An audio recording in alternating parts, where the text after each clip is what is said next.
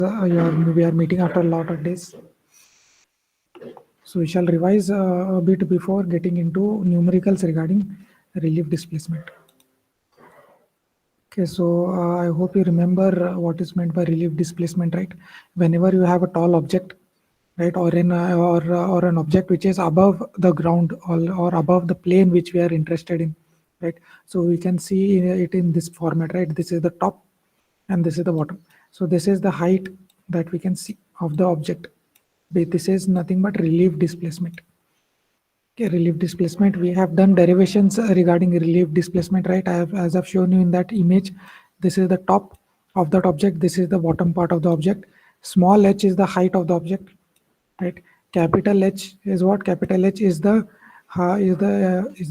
location of the photograph, right? From the assumed datum, or from the bottom of the level at the bottom of the object.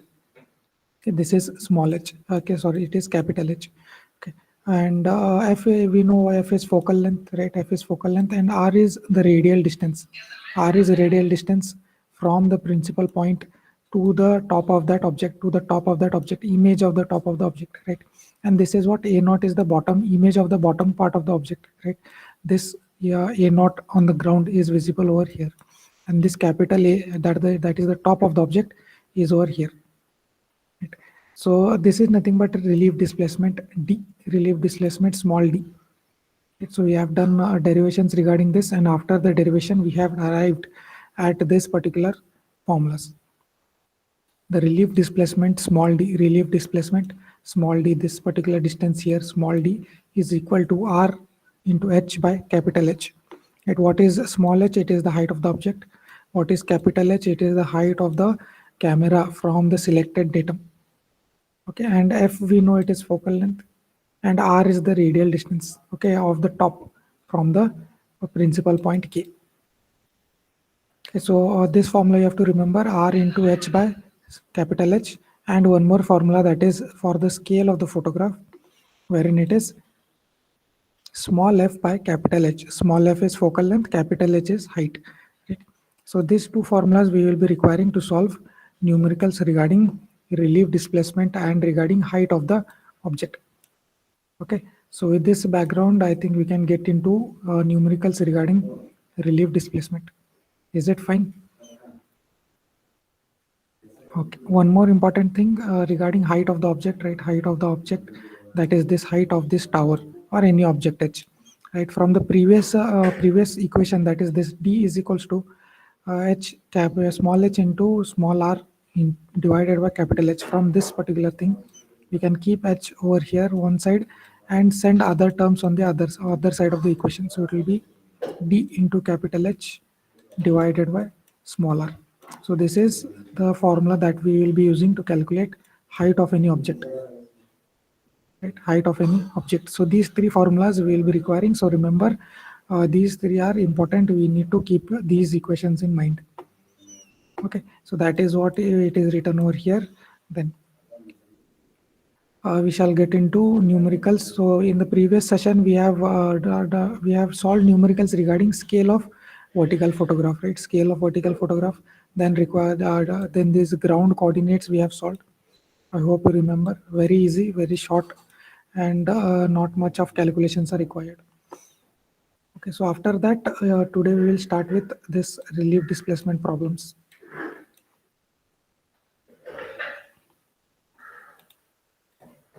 Okay. So should we start? Should we start solving, or you want me to explain any of the theory before we get into numericals?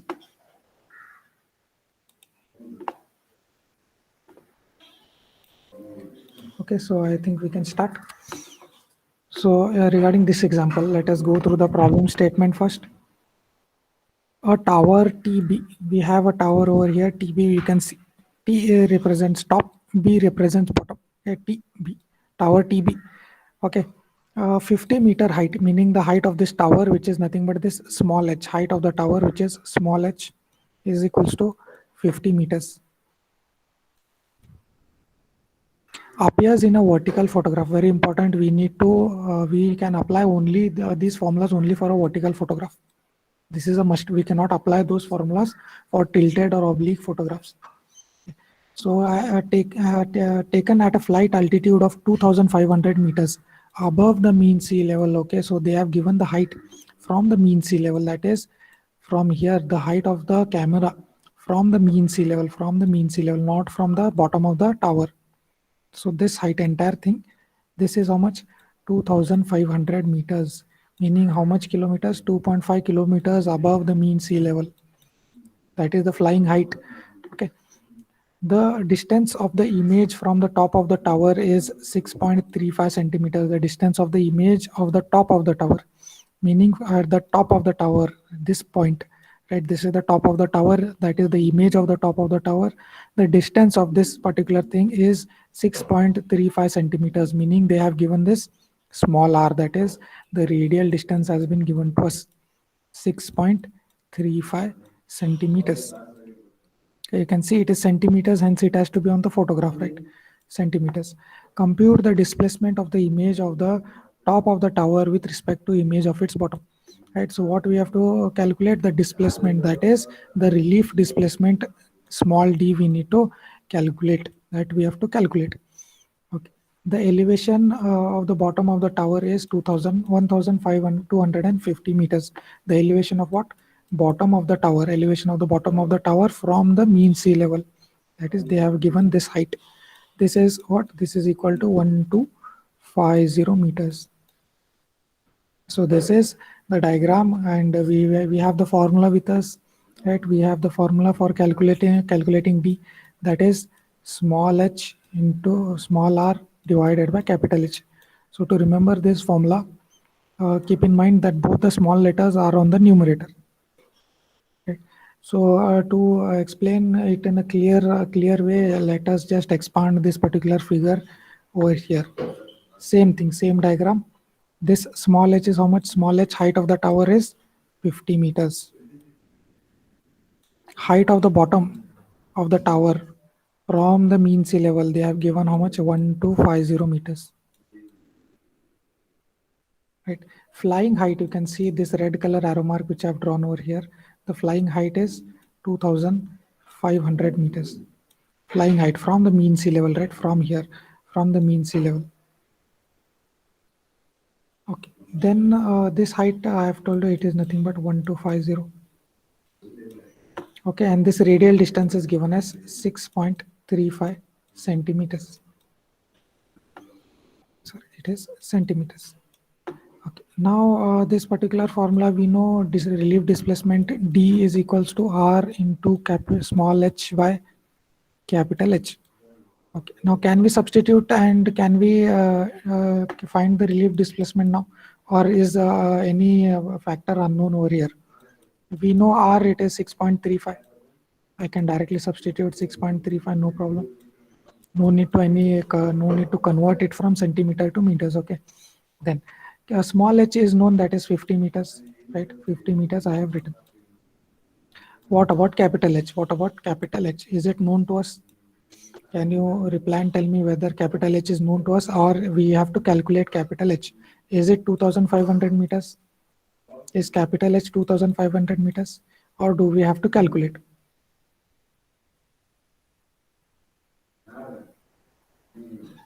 Try to answer.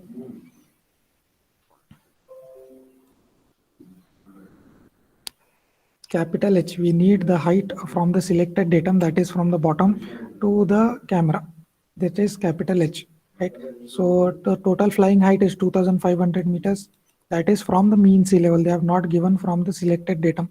They have given from the mean sea level. And this height is also given to us. So 2,500 minus 1,250 will give us the height, right? So this total height minus this height, that is the elevation of the bottom from the mean sea level. If you minus from 2,500 1,250, you will get the height. So can you calculate and tell me what is that value? 2,500 minus 1,250.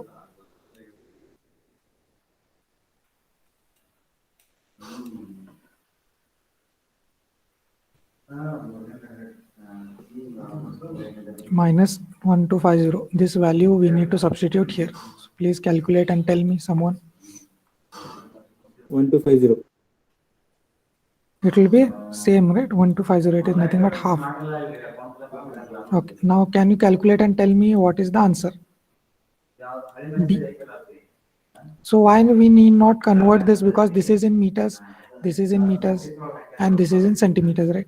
So this meter and meter will cancel, so we will get the answer in centimeter. Right, so whatever answer you get here is in centimeter. So what is relief displacement here? Answer, what is the answer? Quickly calculate and tell me what is the answer.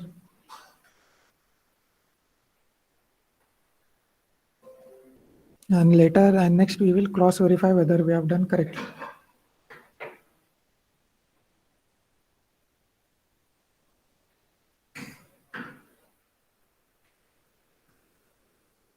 Answer ಮಾಡ್ರಿ, ಬೇಗ answer ಮಾಡ್ರಿ.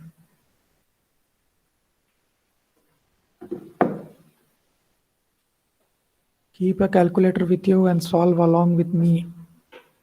Please answer.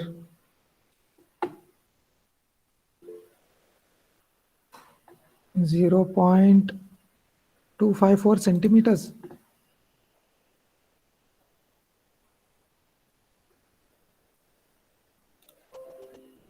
Is it correct? Can others verify?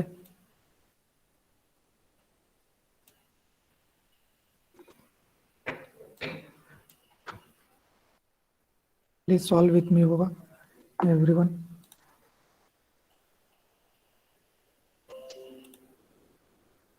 Okay, then let us look into the answer whether we have solved correctly.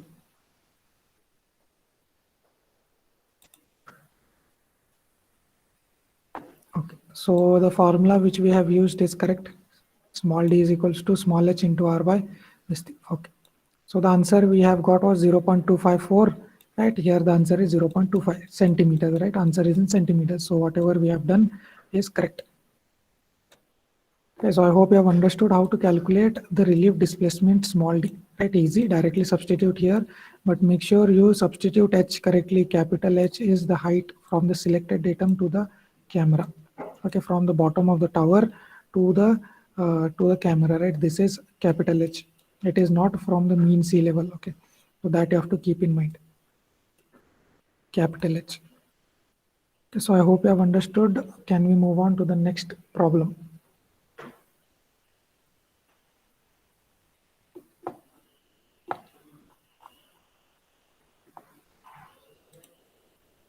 Only 2 steps numerical. This is very easy. Right, so should we move on to the next one? If you have any doubts, you can ask.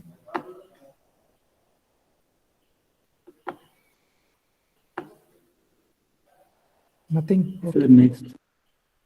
Okay, so moving on to the next numerical here, you can see we have a vertical photograph. Okay, of a flat area having average elevation of 2500 meters above mean sea level.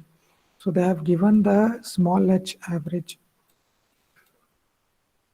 that is 250 meters above mean sea level, so that is nothing but this height, right? So this flat area is elevated at a height of 250 meters above the mean sea level. Average height, okay, average height. Okay. Then what they have done was taken with a camera having focal length of 20 centimeters. Okay.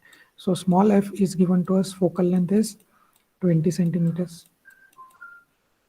Next, a section line AB. We have a line AB 250 meter long in the area.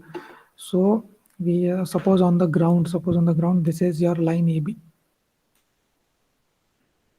Line AB, which is 250 meters long, right? 250 meters long on the ground. Measures 8.5 centimeters on the photograph. So you have taken a photograph from here like this. You have taken a photograph, right? So this line on the photograph, this particular distance on the photograph of the same line AB, this is small a, small b. Okay, so this particular line measures 8.5 centimeters on the photograph. Okay, the tower TB in the area also appears in the photograph. So similarly, we have a tower like this, TB on that particular area also appears on the photograph. The distance between the images of the top and bottom of the tower is 0.46 centimeters. So what have they given here? Can anyone tell me the distance between top and bottom of the tower in the photograph? In the photograph, you can see here in the photograph, this is the image of the tower. This is the top T, small t, and this is the bottom. So the distance between top and bottom of the tower, the image of the tower, is nothing but relief displacement small d. So they have given the relief displacement, that is 0.46 centimeters, right? Same thing like we have done in this example, right? So this is the tower T, capital T is the top of the towers, capital B is the bottom of the tower. The image of this on the vertical photograph, image of this tower formed on the vertical photograph, right? So capital small t is here and small b will be here. So the distance between these two is nothing but relief displacement that has been given to us. 0.46 is the relief displacement. Okay, the distance of the image of the top of the tower is 6.46 centimeters. What have they given over here? So here what they have given is the distance of the top of the tower, the distance of the top of the tower. This is the top of the tower from this particular K point, right? So this distance they have given is 6.35 centimeters, correct? So that is nothing but the radial distance small r, radial distance smaller, that is given to us. Okay, sorry, it is 6.46 centimeters. Okay, so what you have to determine here, determine height of the tower. We have to determine height of the tower, that is small h we have to determine. This is the height of what elevation, this is not height of the tower. Okay, let me erase that or else you will get confused again. So you have to determine height of the tower, that is represented by small h, right? Small h is the height of the tower. So here height of the tower, we know the formula. Height of the tower is what? It is d into capital H by small r, correct? Is this the formula that we will be using? Correct? Is this correct? Is the formula correct? Whatever I've written on the screen.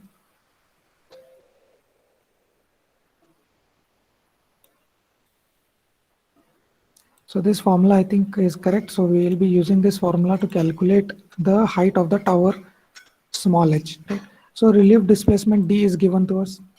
No problem. This is there with us. Capital H, is it given to us? No, it is not given to us. So this is unknown. This is unknown. This we have to find out. Okay. Small r is directly given to us. That is, it is 6.46 centimeters. Right. So only unknown here is capital H. Now how are we going to find out this capital H? So to find this capital H, they have given this particular diagram to us, right? They are not this diagram, this statement they have given to us, right? Wherein they have given a line which is having on the ground it is 250 meters and on the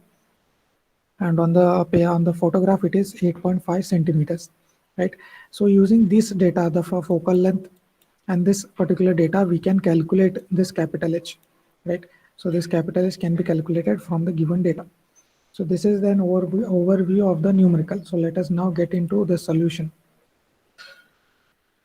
Okay, so coming to the solution, as I've told you, scale, if you remember the formula, scale of the photograph is given by what? Small f by capital H, right? So capital H here is unknown. Focal length is given to us. Scale can be found out. Scale can be found out from the given data, right? Map distance by ground distance, right? So that data has been given to us, right? Map distance is what? 8.5 centimeters. That is the distance of the line AB on the photograph. And this is the same line AB on the ground. So map distance divided by ground distance, map distance by ground distance is equal to what? F by H is equal to F, that is 20 centimeters by H, right? So no need to do any conversion of units because you can see units will just cancel off. So no need to convert for any units. Even if you convert, you will get the same answer. Right, so simplifying this, you can see here only H here is unknown. So if you simplify this particular equation, you will get the answer for H, that is the height, right? Height of the camera from the selected datum, that is 588.2 meters. So let me show you which height is this. This is nothing but this particular H, right?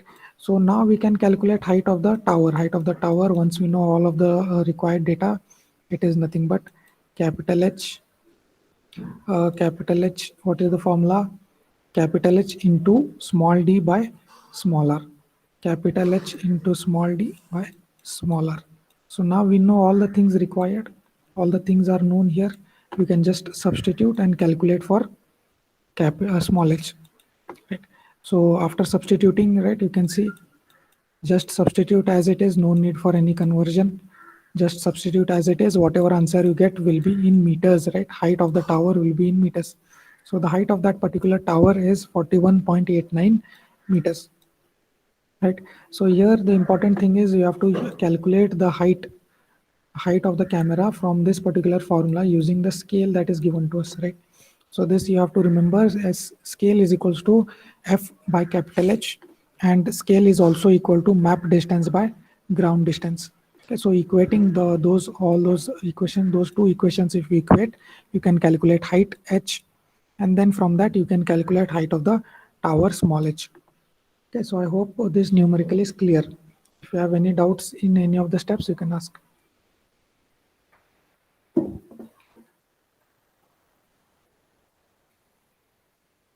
Okay, so those who have understood can raise their hand and let me know. Those who are active and listening, please raise your hand. Let me check those who are listening. Okay, others, if you have any doubts, please feel free to ask. Get your doubts cleared. Okay, you can lower your hand. So if there is no doubt in this, I think we can move to the next numerical. Right, so these are very interesting and very easy numericals compared to any other module. Very easy. Right, so you can see only hardly 2 to 3 steps, and a simple formula will be required for solving. Okay, coming to the next numerical. Here, let us go through the problem statement. The distance from the principal point. Principal point is small k. Principal point small k, if you remember, it is nothing but the center of that particular image, right? This is principal point k, center of the image. To an image on the photograph is 6.44 centimeters. So I have told you any image from this particular point. So they have given us an image on a photograph which is 6.44 from the principal point. So this distance is 6.44 centimeters. So this is nothing but radial distance r. Radial distance r. So radial distance r is given to us, and the elevation of the object above the datum, that is above the sea level. The elevation of the object above the sea level is 250 meters, right? So similarly, as we have done in the previous thing, right? So here, this elevation over here, this elevation is given to us, right? And this radial distance is given to us. Okay. So it is 250 meters. What is the relief displacement? Meaning we have to find out small d, what is the relief displacement? If of the point, if the datum scale S scale is given as 1 by 10,000. If this is the scale, what is the relief displacement? Okay, and the focal length of the camera f is given as 20 centimeters. So this is the given data. We need to find out small d. Small d, let us write down the formula. It is small h by small r into divided by capital H, right? So this is required, right? So small h is unknown to us. Height of the image, height of that particular object is not known to us. This capital H is also not known to us. Small r, I think, is also, small r is given, right? 6.44. So all these other things we need to find out from this given data. From this data, we can find out the remaining things, right? So let us look into the formula. Okay, coming to the solution, the datum scale is given by, we know the scale, right? Scale is equals to f by h. Scale is equal to f by h. Okay, so scale has been equated to that particular equation. It is equated to f by h. Right? So this is nothing but f, that is focal length converted to meters. Focal length converted to meters, 20 centimeters divided by 100, and capital H that is kept as it is. Okay, so both are in meters. So meter and meter will cancel off. Okay, so units have been units have been equalized here. Okay, that is equated to the scale which is given to us, right? Scale is already given to us, that is 1 by 10,000. So F by H is equated to 1 by 10,000. Directly you can equate. So 1 by 10,000 is equal to 2 by 100 divided by capital H. So if we equate here, both of these equate and solve, right? Only unknown here you can see is capital H is the only unknown, right? So once that is solved, you can solve this equation, right? This equation you need to solve. Only unknown here is capital H. So answer that you will get is 2000 meters above mean sea level. And the total height, that is from the mean sea level. From the mean sea level. This is 2000 meters. And that particular object is located at a height of how much? 250 meters from the mean sea level, right? Bottom of that particular object. So what is capital H now? What is capital H? It is this. This is the capital H. So it will be 2000 minus 250. So it will be what? Capital H will be 750. Right. So no problem here. Again, the relief displacement D is given by R, that is already known to us. Directly it is known 6.44 centimeters. 250 is the height, right? So here what we are going to calculate is, we are not concerned with a tower like this. In this particular formula, we are not dealing with a tower, right? So what we are dealing with, we want to find out using this particular thing, right? This level which they have given to us, this we will consider as the top and this as the bottom, right? Similarly, as we were considering top of the tower, bottom of the tower, right? Similarly, we are going to consider this as the top and this as the bottom. So the height of this particular object is nothing but 250 meters, right? So it will be equal to 250 meters, which we have substituted here. And the height from the base of the object, height will be this capital H will always be from the base of the object to the camera, right? So it will be from the base of the object to the camera. Okay, so capital O is the camera position, which is over here. Okay, so this will be capital H, as I've told you, from the base. This is the base of the object to the camera position. So this is capital H, which is nothing but directly it is 2000, which we have calculated. So if you know the fundamentals, what is what, if you know what is capital H, what is small h, only then you can solve this numerical. Or else what you will do, you will substitute capital H as 750 and you'll go wrong. Right? So that is not the case over here. Right? So whatever the level that they have given, you have to consider that as the top level and the mean sea level as the bottom. Right? So height of the object will be 250 meters, capital H will be 2000 meters, and a small r is given to us. Right? Substituting that, the relief displacement we have got as 0.805 centimeters, 0.805 centimeters. So this is a bit tricky. If you understand properly the statement, you can easily solve this numerical, right? All the formulas is the same which we have used in the previous numerical, same formulas we are using, but only change here is the point, the elevation of the object, right? Elevation of the object that we will be considering as the height, same thing, 250 meters we will be considering.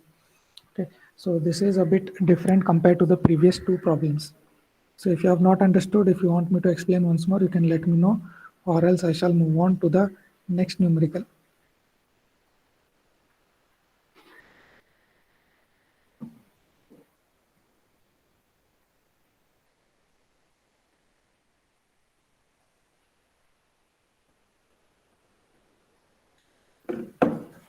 Okay, so if there is no doubt, we shall move on to the next numerical. Okay, so we are done with numericals. Now getting into the next concept. If you have any doubts regarding any of the numericals which you have solved up till now, right? We have solved regarding scale of vertical photograph. Scale of vertical photograph. We have solved regarding the ground coordinates, right? Ground coordinates, that is regarding XA, XB, XA, YA, YB, regarding this and the length of a particular line, that we have solved. And now today we have solved regarding relief displacement and height of an object. So regarding any of the numericals, if you have doubts, if you have not understood, you can ask now. Or else if you can go through later on also, you can ask whenever you are solving, you are practicing. If you find any doubts, you can ask. Okay, so if you have no doubts regarding today's numericals, shall we move on to the next theory? Right. So important topics we have covered. We are left out with a few other topics in the module. Okay. So yeah, those who feel we can move on to the next topic can raise your hand and let me know.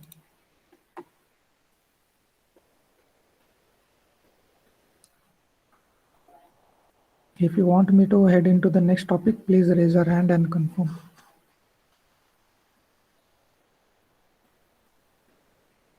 Others also, I need others also to reply. Please, those who are in the meeting, please raise your hand and let me know whether we can move on to the next topic.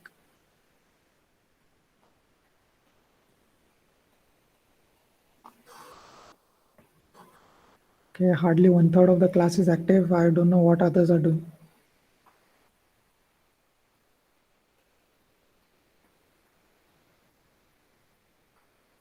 Okay, you can lower your hand. We shall head on to the next topic of this module. Next topic of this module, that is regarding flight plan.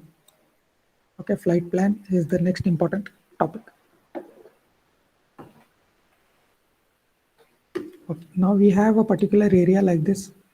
Okay, whatever I'm drawing over here in red is the area of interest. This is the particular area of interest which we need to prepare a map of. We need to prepare a map of, or we need to prepare a flight plan for this particular map. So we need to prepare a flight plan such that all of that particular area is neatly covered. Okay, all of the area is covered without leaving out any gaps. So the flight plan needs to be proper and it has to be in order so that we do it with minimum effort, right, without wasting any time or any extra effort. So flight plan is very important. You can see here, we need to do these important things like this overlap and side lap. I've explained to you what is meant by overlap and side lap. So let us go through this once more if you want. So what is this? This is the flight direction. This is seeing the aeroplane from the side. Okay, we are seeing the aeroplane from the side. Okay, this is the aeroplane which is going from this direction to this direction. From the left to right, your aeroplane is flying. Right?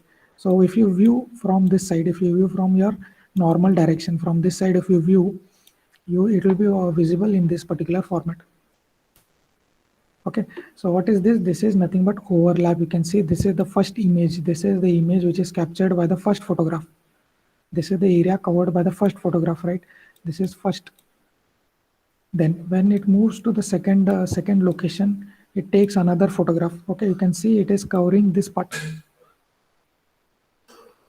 This is the photo. This is the area covered by the second photograph. Okay, so here you can see this is the overlap. This is the part which has overlapped. Overlap. Okay, this is the overlap which is required. Okay, overlap. Then it moves on to the third location. You can see, and so on. It will go on moving to next locations, and you can see that it has kept equal overlaps everywhere. So this overlap is very important. Okay, overlap is very important, and we usually keep the overlap as 60%. 50 to 60% is the overlap that is kept. Okay, so you can see here, this is the first image, this is the first photograph, and this is the second photograph. Right, so you can see there is a certain amount of overlap. So this percentage of overlap, as I've told you, it is in between 50 to 60%. 50 to 60%, such that we see the principal point K. Principal point K, which is at the center of the image, right? That particular principal point is visible in the next image also. Right, so this is K of the first image, and when you take the second image, you can see it is covering this principal point. Right, so that is important, and overlaps are very important whenever you want to take a aerial photogrammetry. Okay, so this is regarding overlap. Now coming to side lap.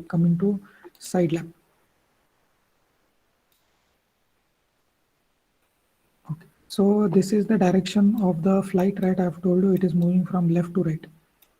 Right? And when you view from the front side, or if you view from the back, right? So if you view from the front of this flight plan, it will be visible in this direction, in this way, right? Image C, the third image which you see.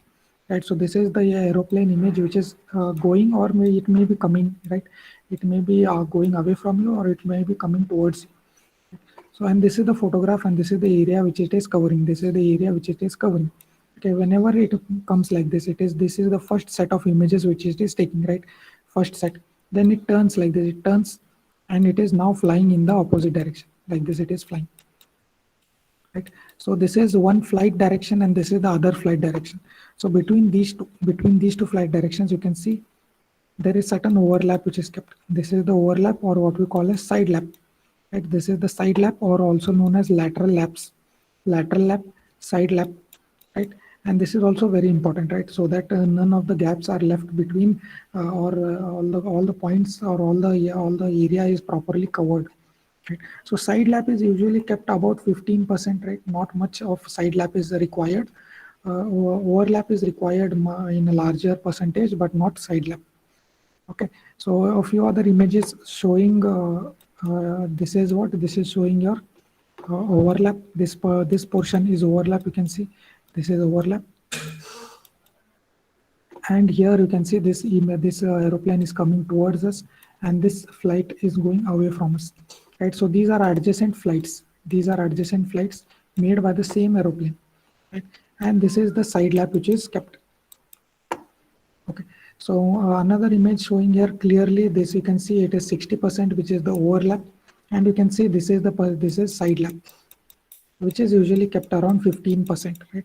So 25% is also fine, but usually what we keep is around 15 to 25% is the range of the side lap that is required.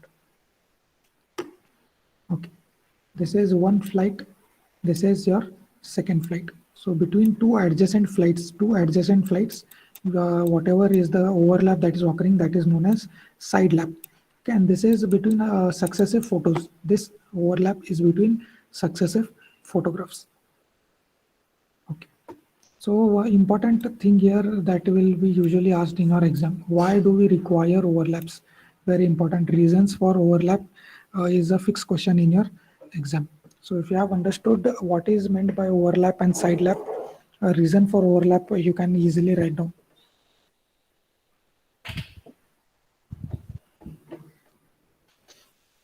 Okay, so coming to reasons for overlap, very important with respect to your exam point of view. So coming to the first point, to tie the different prints together accurately. Whenever you have a lot of photographs where you have taken, okay, it is not a video, it is a photograph. So whenever you have a lot of photographs like this, whenever you want to join all those photographs like this, if you want to join, when you want to join them and you want to make a single photograph, right? So whenever you want to tie different photographs, this overlap is very helpful, because if you keep it edge to edge, it is also difficult to capture edge to edge, right? Like this. And if you miss certain parts, then that void is always left. If you miss certain parts, that void is left. So what you do, you keep certain overlaps, right? Certain overlaps, so that while you're tying the images together, that is not there, you can clearly tie them and the print is accurate. Right, so this is one important reason for overlap. Then it is always desirable to keep the principal point of each print appear on the edge of many adjacent strips as possible. But as I've told you, we will try to capture the principal point K in adjacent or in the successive photographs. Right, so that is kept, that is desirable. Then coming to the second point, to distortions caused by the lens and by the tilt and by relief displacement, right, are more pronounced in the outer part of the photograph than the near center. Okay, so what happens is whenever we take a photograph, and because of this relief displacement, because of tilt, and because of any lens problem, there will be distortion, right? Distortion, I've told you, the lines or the image will be not clear, right? It will be a bit distorted, it will not be straight, or it will not be like this parallel, it will be a bit distorted like this, it will get distorted. So this distortion will occur because of relief displacement, because of tilt, or because of any lens problem. So that particular distortion will usually occur in the outer part, like this. In the outer part it will occur, right? This, whatever is left out over here, the maximum distortion will occur, right? And the central part will not be much affected, right? So whenever we keep overlaps, right, so that particular extra part we can cut off, and we can use which is not distorted, the central part which is not distorted we can use. So that is one important reason why we keep overlaps more than 50%, right?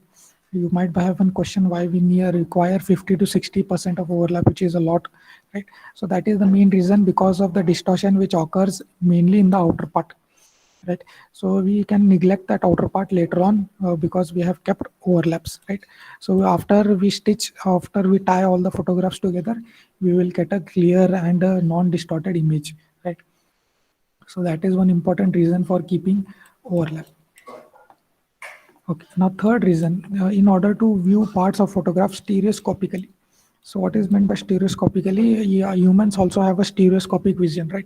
We don't have a single eye, we have two eyes, right, which are separated by a certain distance. We have two eyes which are at a certain distance from each other.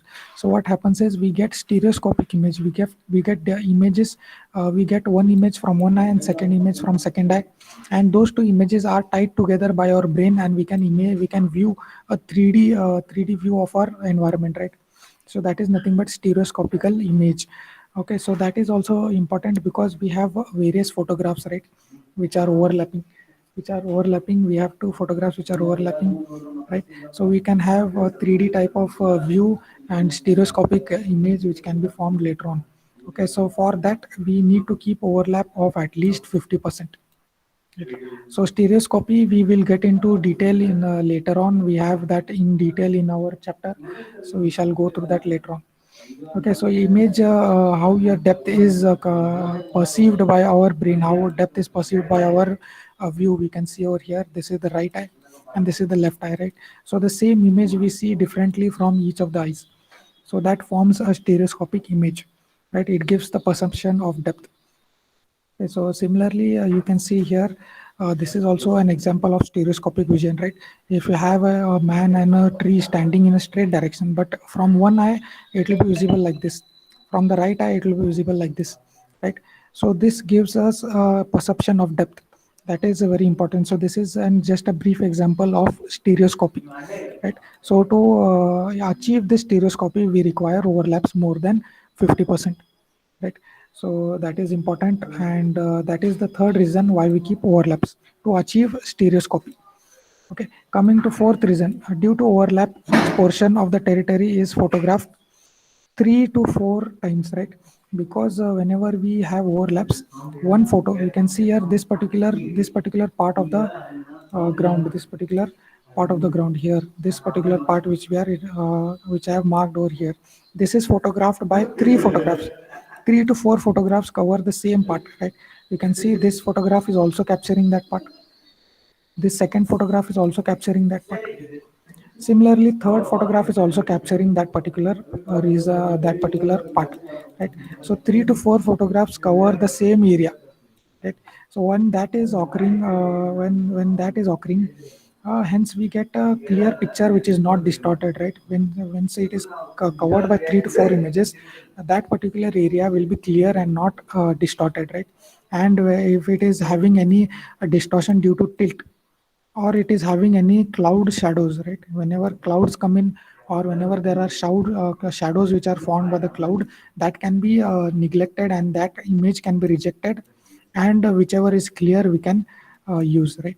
So without necessity of a new photograph, without going and capturing once more, whenever we have overlaps, right? Whenever we have overlaps, that particular thing can be eliminated. So these are a few important points, 4 points which I've explained. So if you have any doubts in any of the any of the points, you can ask. We have few more points to cover, but these are few important points. We have still 2 more points to cover. Okay, if you have not understood any of the point, you can ask. It is very important, right? This question is a fixed question in your exam. Okay. Coming to the fifth point, if the flight lines are not maintained straight and parallel, what happens? Like this is your first flight, and this is your second flight. Right? So if they are not parallel to each other, and if they are not going in a straight line, if they are going in this particular fashion, they are not going straight. So what happens is, if we do not maintain side laps, there will be gap, right? It will not cover the entire area. So this is one image, and this is the second image, right? So you can see there is gap over here, which is not covered by either of the photos. right? So to avoid this, what we do, we try to keep a side lapse. So this is one image from one flight, and this is second image from the second flight. So you can see this is the amount of overlap that is kept. So as I've told you, it is either in the range of 20%, right? 20% is the range of side lap that we need to keep. Okay, so to avoid any gaps, we need to keep side lap.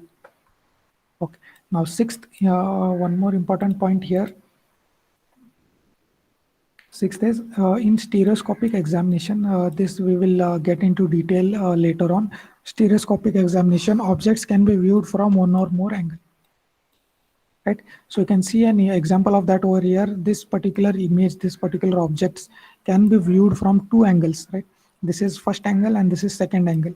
So you can see we can in whenever overlap is kept, the same particular area, the same area which is captured by two photographs, right? This is first photograph and this is then again the second photograph. So this particular object which is captured by two photographs can be viewed by different angles, right? In this particular fashion, we can view the same image in two different angles. So that is required for stereoscopic examination. So that is important. Okay. So stereoscopic examination, we require overlaps. So these are main six reasons why we require overlaps, or what we call as side laps. Okay, overlaps and side laps. So these are the six main reasons why we require overlaps and side laps. So let me know whether you have understood the reason for overlap and side lap. If it is clear or no. Can anyone reply? Can anyone open your mic and let me know whether you have understood, or you can type in chat also. Very important with respect to your exam point of view. That is why I'm stressing on this. You can let me know in chat whether you have understood. Okay, okay, okay, okay. One more topic we shall cover and then wind up. Okay, okay, okay. Thank you for replying. Thank you for the confirmation. Okay, one more important point we shall cover and then wind up. Okay, okay. Selection of flight altitude, meaning selection of the flight of the aeroplane, right? What height the aeroplane has to fly, we need to select, right? So that flying height, how can we determine the flying height, right? From the ground or from the mean sea level? We can assume from the ground, because the ground is not level always. What we do, usually from the mean sea level, we calculate the flight height, right? Flight height or the flying altitude. Altitude is nothing but height. Okay, so it depends on various factors. It depends on accuracy that is required, accuracy of the image that is required, and the contour interval desired. So in the previous semester, you have studied regarding contours and regarding contour interval, right? So accuracy, what is required, it depends on that. The flying altitude depends on the accuracy required and the contour interval desired, right? Contour interval that you want. If you fly at a larger height, contour interval will be more. If you fly at a lower height, contour interval can be less. So depends on these factors. Also, there are several interrelated factors, several interrelated, meaning each of these factors are related to each other. Okay, they are not independent, they are related to each other. So such factors are scale, relief displacement, tilt, etc. Okay, there are many factors, but these are important interrelated factors. Okay, so using these interrelated factors, what we do, we calculate a number called C, a number which is C, which is in the range of 500 to 1500. From these interrelated factors, we do some calculations and we arrive at this particular C. Okay, this C is multiplied by the contour interval that is required, right? Any contour interval that you require, say 10 meters is the contour interval required, or say 100 meters is the contour interval required. To this particular number, you multiply this factor C, and that will give you the flying height of your aeroplane. Okay, flying altitude, this is how you can select. So this is regarding selection of flight altitude. Okay, not very important, but this concept you should know. Okay, so this is how you can select flight altitude. Coming to next, that is regarding number of photographs required. This is an important topic we shall cover in the next class. Okay, so if you want to cover any particular area like this, if you want to capture any particular area, we should decide the number of photographs that we need to capture, right? Number of photographs that are required to capture this particular area. right? So any area which you are going to map, right, we need to calculate how many number of photographs are required, right? We cannot just cover the entire area in a single photograph, right? So we need to take number of photographs and then stitch them together later on, right? So that calculation we shall look into the next class. So I hope you have understood whatever we have discussed today, right? If you have any doubts, you can ask now, or later on also you can ask. Okay, so with this, I think we can conclude today's class. I hope it was interesting and you have understood a few new things today. So you can give your attendance, and meanwhile, anyone, if you are away having any doubts, you can ask.